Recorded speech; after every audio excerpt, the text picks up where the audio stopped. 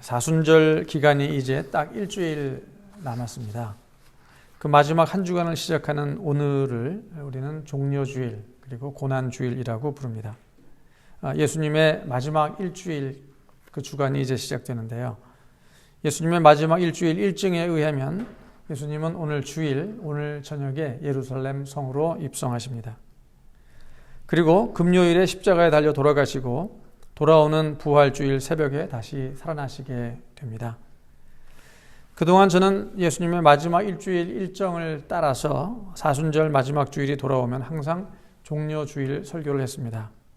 아마 주일 설교를 끝날 그 무렵 오후 때에 예수님이 예루살렘 성에 나귀를 타시고 들어가시죠.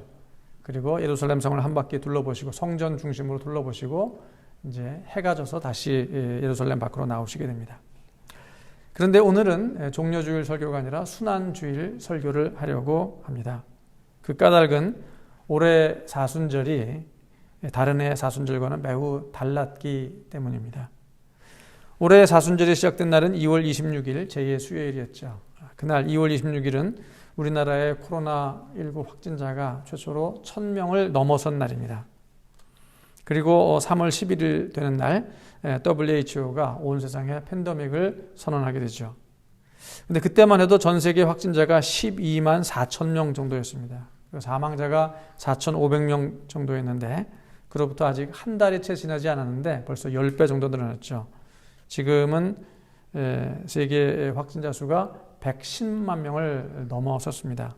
사망자 수도 6만 명이 이제 넘어서는 것으로 알고 있습니다. 이번 사순절은 코로나19 사순절이다라고 해도 과언이 아닙니다. 그러나 사순절은 다 끝나가고 있습니다. 하지만 코로나19는 아직도 끝날 기미가 전혀 보이지 않고 계속 확산 중에 있습니다. 최근에 영국 신학자 톰 라이트가 기독교는 코로나 바이러스에 대한 대답을 주지 않는다 라고 하는 글을 타임지에 기고한 그런 바가 있습니다. 그 글에서 그는 기독교의 오랜 전통 가운데 하나가 사순절이 돌아오면은 예수님의 고난에 동참하기 위해서 많은 사람들이 좋아하는 음식을 금하고 그리고 또 최근에는 영화관에도 가지 않는 등 그런 관습들이 있다. 주님의 고난에 동참하기 위해서 나도 최소한 이 정도 어떤 행동을 좀 자제하는 그런 삶을 살겠다. 어떤 사람들은 이 사순절 기간에 일정한 기간을 인터넷을 하지 않겠다. 인터넷을 금식하겠다는 그런 사람들도 종종 있었던 것 같습니다.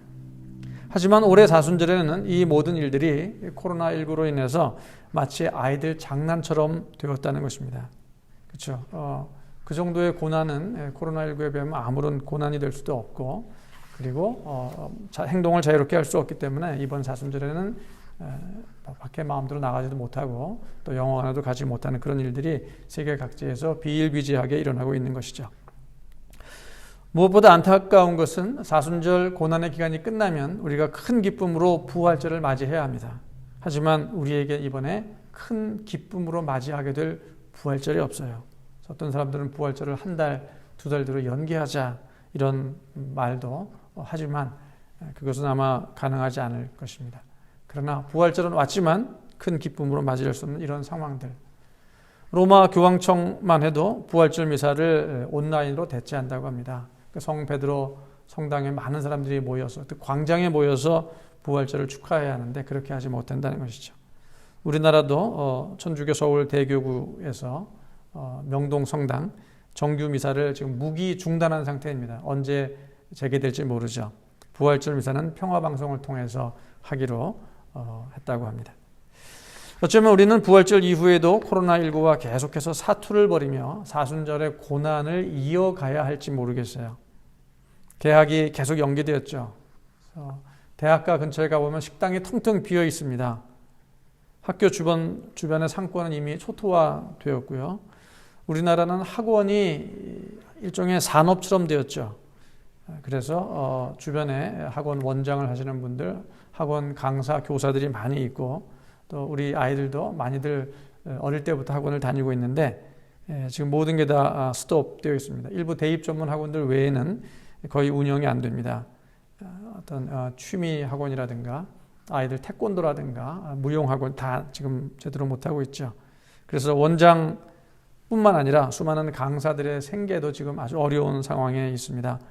자영업을 하시는 분들, 또 중소상공업을 하시는 분들 그 어려움을 어떻게 이루다 말로 할 수 있겠습니까? 항공산업, 여행업, 교통업, 이런 서비스업은 물론 지금 병원에도 환자가 줄고 있고, 우리나라를 대표하는 자동차, 전기, 전자, 철강, 석유 산업들도 지금 큰 위기 가운데 있다고 알려져 있습니다. 국가 차원의 통제가 이루어지는 나라들은 우리보다 더욱더 심각하죠. 지금 세계에서 확진자가 가장 많은 미국 같은 경우는 최근 2주 사이에 단 2주 사이에 실업자가 1,000만 명이나 늘었다라고 하는 보도가 있습니다. 아마 이탈리아 등 유럽의 많은 나라들도 이와 비슷한 상황일 것입니다. 그렇기 때문에 우리 정부를 극찬하는 사람들이 있습니다. 우리는 그래도 참 대응을 잘했다. 잘한 것은 사실이고 칭찬해 주어야 합니다. 하지만 마냥 자화자찬할 시간이 지금 없습니다. 지금처럼 온 세상이 코로나19에서 헤어나오지 못하는 상황이라면 우리 혼자 멀쩡해도, 사실 지금 멀쩡하지도 않지만 우리도 살 길이 없게 되는 것입니다. 수입이 안 되고, 그렇죠, 공장을 풀로 가동할 수도 없고, 또 그렇게 한다고 해도 수출을 할 수가 없어요. 사줄 사람이 없는 것이죠. 모든 나라의 국경이 막히고 이동이 제한되고 격리된 마당에 우리 혼자서 잘한다고 해서 살아갈 수 있는 게 아니죠. 결국은 코로나19 치료제가 나와야 하는 것입니다. 그렇게 하지 않으면 자칫 이 기간이 연장되면 대공황이 올 수도 있는 상황입니다. 저도 처음에는 한 2주, 길어야 한 4주 정도면은 우리가 온라인 예배를 끝내고 다 같이 모일 수 있을 것으로 생각했는데, 지금 상황으로 봐서는 지금까지 해온 것 어쩌면 그 이상으로 가야 할지도 모른다라는 새로운 어떤 비상 계획을 짜야 할 상황이 온 것 같습니다. 두고 봐야 되겠지만 어쨌든 전 세계적으로 제2의 대공황이 올 수도 있는 그런 상황이 지금 시국입니다. 2009년도에 신종 플루가 우리나라에 왔을 때는 우리나라에 그때 75만 명의 환자가 발생했습니다. 지금 환자가 이제 우리나라 확진자가 10,000명을 좀 넘어서고 있는데, 그때는 75만 명, 엄청나게 많은 환자가 생겼죠. 그리고 270명이 사망했습니다. 그럼에도 경제가 수습되지 않았던 것은 타미플루라고 하는 치료제가 있었기 때문에 그 위기를 다 넘길 수가 있었던 것입니다. 한편 치사율이 무려 30%에 이르는, 지금 코로나19는 치사율이 우리나라에서는 1, 2%, 뭐 세계적으로는 3, 4%, 이탈리아 같은 데는 10% 넘어가기도 하지만 그래도 30%에 이르는 그 당시에 메르스가 있었죠. 2015년도. 메르스에 비하면 아무것도 아닙니다. 메르스 때에도 치료제가 없었어요. 그러나 메르스는 감염력이 낮았기 때문에 많은 사람이 감염되지 않고 아마 사망자도 한 3, 40명 정도에 머물고 말았죠. 그때는 방역 활동을 철저히 하고 개인 위생을 철저히 하고 환자 발생 정보를 공유하고 이렇게 해서 제2차 감염을 잘 막으면 의료진들의 도움을 통해서 우리가 충분히 메르스를 이겨낼 수가 있었던 것입니다. 감염력이 낮았기 때문에 가능한 일이었죠.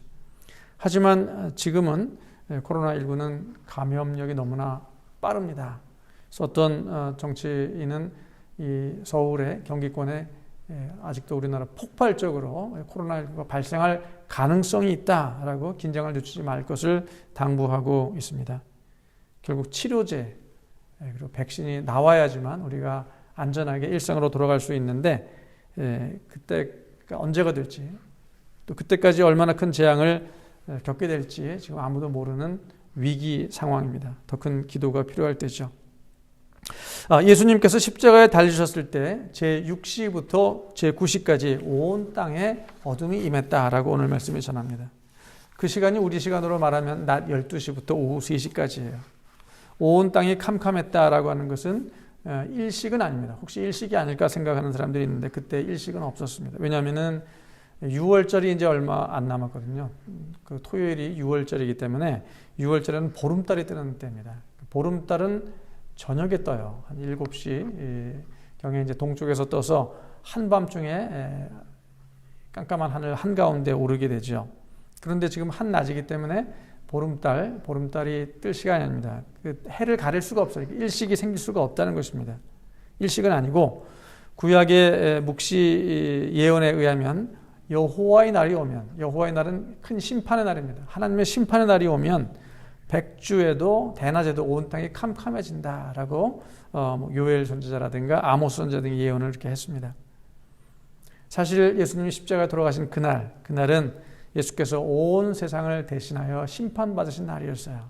그렇기 때문에 그날은 예언의 묵시를 따라 하늘이 캄캄할 수밖에 없었던 것이다. 우리가 생각할 수 있겠죠. 그날 십자가 위에 죽어가던 예수님에게는 한 줄기 햇빛도 비치지 않았습니다. 그날이 무시무시한 하나님의 심판의 날이었기 때문에 그렇습니다. 우리 죄 때문에 예수님이 그렇게 돌아가신 것입니다. 그 예수님에게 그 순간 하나님의 부재의 순간이었어요. 하나님의 부재의 순간. 예수님은 제9시쯤 되었을 때 큰 소리를 질러 말씀하십니다. 엘리 엘리 라마 사박다니, 나의 하나님 나의 하나님 어찌하여 나를 버리셨나이까. 문자 그대로 예수님께서 하나님으로부터 버림받으심을 느끼셨을 것입니다. 예수님조차 하나님으로부터 버림받으심을 느끼신 순간 예수님은 엘리 엘리 라마 사박다니라고 외치셨습니다. 그럼에도 불구하고 하나님은 침묵하십니다. 아무런 답이 없으세요. 그런데 우리는 늘 하나님의 답을 기다리고 또 추측을 빨리빨리 하고자 합니다. 모든 고난마다 원인이 있다. 합리적인 설명을 해내고자 하는, 답을 얻고자 하는 그런 욕심이 우리 가운데 있습니다. 이번 코로나19에 대해서도 답이 무엇인가? 왜 이런 일이 생겼는가? 하나님의 답에 의하면 기독교를 탄압한 중국에 대한 하나님의 징벌이다. 신천지 이단을 멸하시려는 하나님의 계획이다. 미국과 유럽의 동성애자들을 벌하시는 하나님의 진노다. 이런 답들을 우리가 빨리 찾아내곤 합니다. 그러나 그럼에도 불구하고 중국인도 아닌 사람, 또 신천지도 아닌 사람, 동성애자도 아닌 사람들 가운데 무수히 코로나19에 걸리는 것을 보게 되면 우리가 찾아낸 그런 하나님의 답들이 전혀 맞지 않는, 신통치 않은 답이라는 것을 우리가 알게 되죠. 그렇습니다. 많은 경우에 하나님은 우리에게 답을 주시지 않아요. 엘리 엘리 라마 사박다니라고 하는 예수님의 외침은 동시에 시편 22편 다윗의 탄식시 그 시작 부분이기도 합니다. 이렇게 시작되는데요. 시편 22편 1절과 2절을 제가 읽어드리겠습니다. 내 하나님이여 내 하나님이여 어찌 나를 버리셨나이까. 이게 바로 엘리 엘리 라마 사박다니죠. 어찌 나를 멀리하여 돕지 아니오며 내 신음소리를 듣지 아니하시나이까. 내 하나님이여 내가 낮에도 부르짖고 밤에도 잠잠하지 아니하오나 하나님은 응답하지 아니하시나이다. 이 탄식시를 시편 22편 다윗의 시로 알려진 이 탄식시가 있습니다. 그런데 시편 150편 가운데 이러한 탄식시가 3분의 1이라고 해요. 어쩌면 우리 인생의 3분의 1이 탄식으로 이루어져 있는지 모르겠어요. 그런가 하면 3분의 1은 우리가 대부분 어릴 때부터 이제 죽을 때까지 잠을 자는 데 들어가는 시간들입니다. 그렇다면은 인생의 절반이 곧 탄식이다라고 해도 과언이 아니죠. 탄식시를 쓴 그 저자들은 깊은 신앙이 있는 사람들이었음에도 불구하고 고난당하는 순간에는 자신이 왜 그런 고난을 당하고 있는지 잘 몰랐습니다. 명확한 답을 얻어낼 수 없었어요. 결국은 한참 시간이 지난 뒤에 후향적으로 돌아봤을 때 이런 의미가 있었구나라는 것을 그나마 일부를 깨닫게 되는 것이죠. 그런 점에서 성경은 우리에게 고난의 이유를 친절하게 하나하나 설명해주는 책이 아닙니다. 오히려 잘 설명 안 해주죠. 그보다는 우리가 하나님의 부재를 느끼는 그 순간에도 하나님께서 우리와 함께 하신다라는 사실을 기억하게 해주는 책, 그것이 성경이라는 것입니다. 내가 사망의 음침한 골짜기로 다닐지라도 해를 두려워하지 않을 것은 주께서 나와 함께 하심이라. 이 유명한 시, 바로 오늘 그 시편 22편 다음에 나오는 시편 23편 4절에 나오는 역시 다윗의 시입니다. 그렇습니다. 사망의 음침한 골짜기로 다닐지라도 주께서 나와 함께 하신다. 그 하나님께서 때로는 크신 능력으로 우리와 함께 하십니다. 그래서 우리에게 두려움이 사라집니다. 그러나 어떤 때는 하나님께서 무능력의 능력으로 함께 하세요. 이해하기 좀 힘들죠? 하나님의 능력 가운데 무능력의 능력이라는 것이 있는가? 그렇습니다. 함께 하시지만 아무런 능력을 발휘하지 않으세요. 그때 우리가 느끼는 것이 하나님의 침묵입니다. 그리고 하나님의 부재예요. 하나님은 어디 계십니까? 도대체 뭐 하고 계십니까? 그러나 그 순간에도 하나님께서 우리와 함께 하시지 않는 것은 아니다라는 것이에요. 그럼 그때 하나님은 과연 무엇을 하고 계셨을까요? 적절한 표현인지 모르지만 우리와 함께 슬퍼하시고 우리와 함께 아파하셨다라는 것이에요. 구약 성경을 보면 창세기부터 해서 말라기까지 계속 하나님께서 슬퍼하시고 아파하시는, 괴로워하시는, 인간의 죄로 인해서 하나님의 통탄해 하시는 모습들이 수시로 너무나 자주 나오는 것을 보게 됩니다. 신약 성경에서도 로마서에서 바울이 이렇게 말하죠. 성령께서 말할 수 없는 탄식으로 우리를 위해서 간구하신다. 우리 생각에는 탄식하지 말고 그냥 그 자리에서 우리의 모든 문제를 해결해 주시면 좋을 것 같은데, 우리가 괴로워할 때, 우리가 일들이 잘 안 될 때 성령께서 말할 수 없는 탄식으로 우리를 위해서 간구하시며 기다리시는 겁니다. 결국 모든 것이 합력하여 선을 이룹니다. 하나님의 인도하심으로. 그러나 그렇게 될 때까지 우리는 얼마나 많은 시간이 걸릴지 우리는 그것을 알 수 없는 것이죠. 성경이 우리에게 말해주는 그것이에요. 함께 하신다. 그러나 우리 뜻대로 반드시 되는 것은 아니다. 기다려라. 합력하여 선을 이룬다. 어떤 사람들은 예수님이 엘리 엘리 라마 사박다니 하신 말씀을 앞에 그 엘리를 엘리야로 받아들여서 엘리야를 예수가 부르고 있나 보다. 능력의 선지자 엘리야가 나타나서 그를 도와주려 하나 보다. 이렇게 착각을 하고 반 농담조로 예수님을 조롱합니다. 엘리야가 진짜 오나 보자. 그때 한 사람이 해면에 포도주를 적셔서 예수님께 마시게 합니다. 해면이라는 게 정확히 무엇인지 모르지만 헬라어로 보면 스퐁고란 말이 쓰였습니다. 스퐁고스. 이게 오늘날 스폰지예요. 정확한 똑같은 스펀지는 아니겠지만 이렇게 물기를 머금을 수 있는 그 어떤 천 같은 것으로 보입니다. 포도주를 적셔서 예수님께 갈대에 달아서 이제 올려 보내죠. 그것도 선이라기보다 예수님이 고통을 당하니까 이 목이 마르니까 포도주를 먹게 하자. 선의의 의미라기보다는 예수님의 이제 죽으심이 얼마 안 남았죠. 죽어가는 예수님의 고통을 연장시키는 일종의 조롱 행위라고 보는 게 맞을 것 같아요. 그렇습니다.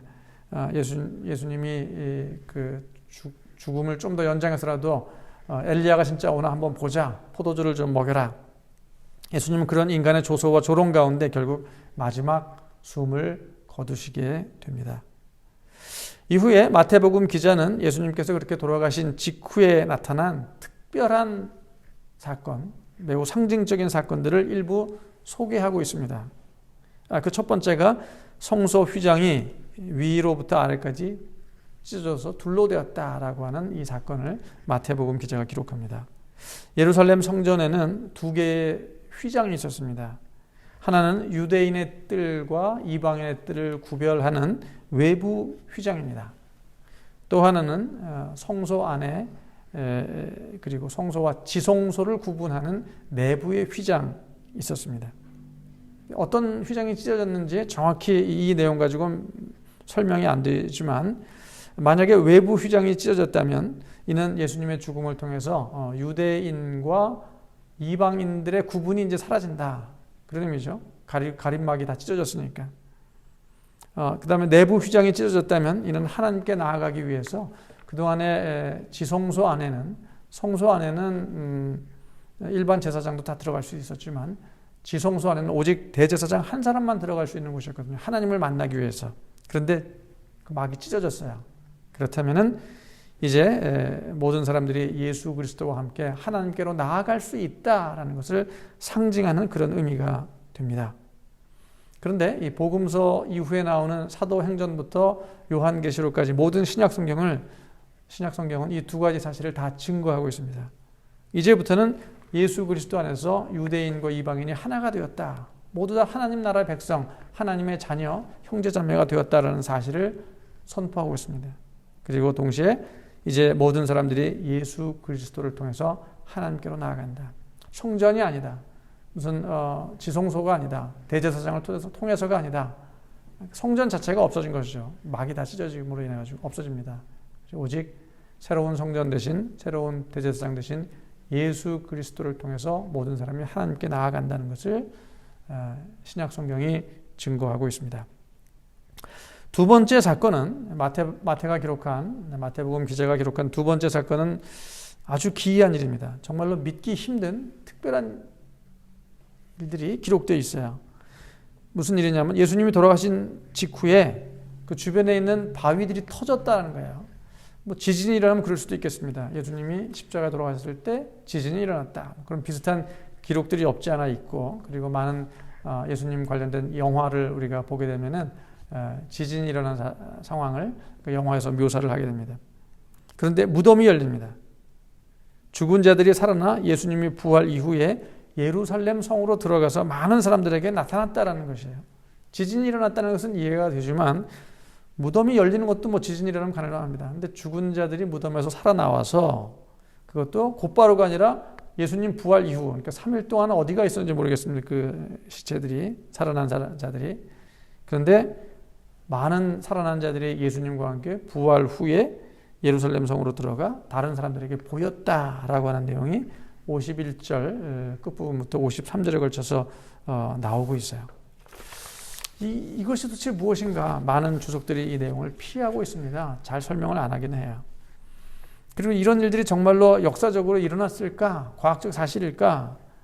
예, 우리는 일단 이런 장르의 글들을 보게 되면은 이것은 사실을 있는 그대로 보도하는 신문 기사와 같은 장르가 아니다라는 것을 알아야 합니다. 예, 묵시문학이라고 하는 장르예요. 묵시문학의 특징은 고난으로 얼룩지 이전에 한 시대가 끝난다는 거예요. 너무나 힘든 시대가 이제 끝나고 마침내 새로운 시대, 자유와 해방의 시대가 이 땅 가운데 도래했다 또는 도래할 것이다 라는 그런 내용을 고도의 상징을 통해서 드러내는 것, 그것이 묵시문학입니다. 그래서 구약성경 다니엘 중반부를 보게 되면 그런 내용들이 많이 나와요. 뭐 동물들도 많이 등장하고 이상한 신상이 머리와 뭐 가슴과 배와 다리가 다 각각 다른 재질로 되어 있는, 또 그것이 뭐 돌에 의해서 부서지고 바다에서 무슨 이상한 뿔 달린 짐승들이 나타나고, 이런 내용들이 구약 다니엘 중반 이후에 나오게 되는 것을 보게 됩니다. 신약 요한계시록도 그런 비슷한 내용들이 검은 말 탄자, 흰 말 탄자가 나타나고 뭐 666이 나타나, 이런 내용들 많이 나오죠. 이게 다 묵시록입니다. 그렇게 보면 역시 구약에 이와 비슷한 묵시록들이, 그런 문학들이 예언서에도 기록되어 있는데, 우리가 지난주 설교했던 말씀 에스겔 37장에 그런 내용이 있어요. 그리고 이사야 26장에도 있습니다. 어떻게 보면 에스겔 37장과 이사야 26장 말씀이 예수 그리스도의 십자가의 죽으심을 통해 그리고 사흘 뒤에 있을 부활을 통해 성취되었다라는 사실을 마태복음 기자가 자신의 독특한 해석으로 묵시문학으로 기록한 것이 오늘 이 말씀으로이라고 보면은 그게 맞을 것입니다. 구약의 해당 본문을 제가 한번 읽어드리겠습니다. 에스겔 37장인데요. 지난주 말씀이기 때문에 기억에 어렴풋이 날 것입니다. 11절부터 13절까지 이렇게 되어 있습니다. 또 내게 이르시되 인자야, 이 뼈들은 이스라엘 온 족속이라. 그들이 이르기를 우리 뼈들이 말랐고 우리의 소망이 없어졌으니 우리는 다 멸절되었다 하느니라. 그러므로 너는 대언하여 그들에게 이르기를 주 여호와께서 이같이 말씀하시기를 내 백성들아, 내가 너희 무덤을 열고 너희로 거기서 나오게 하고 이스라엘 땅으로 들어가게 하리라. 내 백성들아, 내가 너희 무덤을 열고 너희로 거기서 나오게 한즉 너희는 내가 여호와인 줄 알리라. 에스겔 그 환상 골짜기에 수많은 뼈들이 있었는데 그들이 뼈들이 다 이제 살아나서 살이 붙고 생기가 와서 그리고 강력한 군대가 되죠. 이 내용을 우리가 지금 마태복음을 통해서 재해석된 그런 내용을 보고 있는 것이다. 이사야 26장에도 이렇게 나옵니다. 19절에 주의 죽은 자들은 살아나고 그들의 시체들은 일어나리이다. 티끌에 누운 자들아, 너희는 깨어 노래하라. 주의 이슬은 빛나니 있으리니 땅이 죽은 자들을 내놓으리라. 그러니까 무덤에서 나오는 이러한 묵시적인 환상, 그런 내용들이 결국 예수님의 십자가의 죽으심과 부활을 통해서 이 땅 가운데 이루어서 새로운 하나님 나라 백성이 태어난다, 이런 의미예요. 그렇죠? 우리는 에스겔과 이사야 선지자의 이런 글들을 읽게 되면은 이거 바벨론 포로 때 이미 다 돌아와가지고 다 성취된 거 아닌가 이렇게 생각하기 쉽습니다. 뼈들이 살아난다. 바벨론이 포로에서 돌아오는구나. 유대인들이 바벨론 포로로 갔다 돌아오는구나. 성취되었다. 그러나 그건 아닙니다. 이스라엘이 돌아오죠. 예루살렘으로 무사히 돌아왔는데 여전히 바벨론보다 더 강력한 페르시아, 그리스, 로마의 압제하에 있게 됩니다. 진정한 포로 해방이 아닙니다. 진정한 부활이 아닙니다. 따라서 마태복음 기자는 에스겔과 이사야의 예언을 단지 바벨론 포로 귀환 그 차원을 넘어서 인간의 근원적인 죄와 죽음으로부터의 해방으로 보았고 그 일이 예수님을 통해 이루어졌다. 다시 말해 하나님 나라가 예수님을 통해서 이 땅 가운데 시작되었다. 그리고 그 핵심에 그 중심에 예수님의 십자가의 죽으심과 부활이 있다라는 것을 상징적인 어떤 묘사를 통해서 마태가 이렇게 기록한 것이다. 이렇게 이해를 하면 되는데 이해를 하지 못하기 때문에 피해가거나 그냥 이상한 해석을 내놓는 경우들이 많은 것 같습니다. 그렇습니다. 이제 종려주일 오늘 지나게 되면은 고난 주간이 시작됩니다. 많은 교우분들이 코로나19로 인해서 이미 큰 고난 가운데 있어요. 고난 주간이지만 이미 우리는 큰 고난을 겪고 있습니다. 그때마다 우리는 하나님 어찌하여 나를 버리셨나이까? 라고 하는 하나님의 부재를 경험하곤 해요. 도대체 언제 끝나는 것입니까? 언제까지 내가 이렇게 힘들게 살아야 됩니까? 하나님 어디 계십니까? 그런데 오늘 말씀은 예수님도 그런 경험을 하셨다는 것이에요. 늘 하나님과 함께 계시는 삼위일체 하나님의 두 번째 성자이신 우리 예수 그리스도께서도 하나님의 부재를 경험하셨다는 것입니다. 그러나 그 순간에도 하나님께서 우리와 함께 하신다는 사실을 우리가 믿으셔야 합니다. 하나님께서는 우리와 함께 슬퍼하시고 아파하신다는 사실을 오늘 말씀을 통해서 우리가 기억했으면 좋겠습니다. 우리가 그 모든 이유를 완벽하게 알아야 한다. 하나님이 왜 아파하시고 슬퍼하시고 그렇게 무능하실까? 그 이유를 완벽하게 알아야 한다. 그래야만 내가 회복되고 치유될 수 있다. 그건 아니에요. 오늘 말씀은 그보다 예수 그리스도의 십자가의 죽으심과 부활을 통해서 우리가 새로운 소망을 갖게 되고 또 정말로 하나님 나라의 도래를 체험하는 삶을 살면서 새로운 삶으로 들어간다는 것을 오늘 말씀이 이야기해 주고 있습니다. 한 주 동안 그러한 십자가의 죽음, 예수 그리스도의 십자가의 죽으심과 부활의 신비를 깊이 묵상하면서 나의 고난을 능히 이겨낼 수 있는 그런 시간이 될 수 있기를 간절히 소망합니다. 우리 함께 몇 가지 기도했으면 합니다.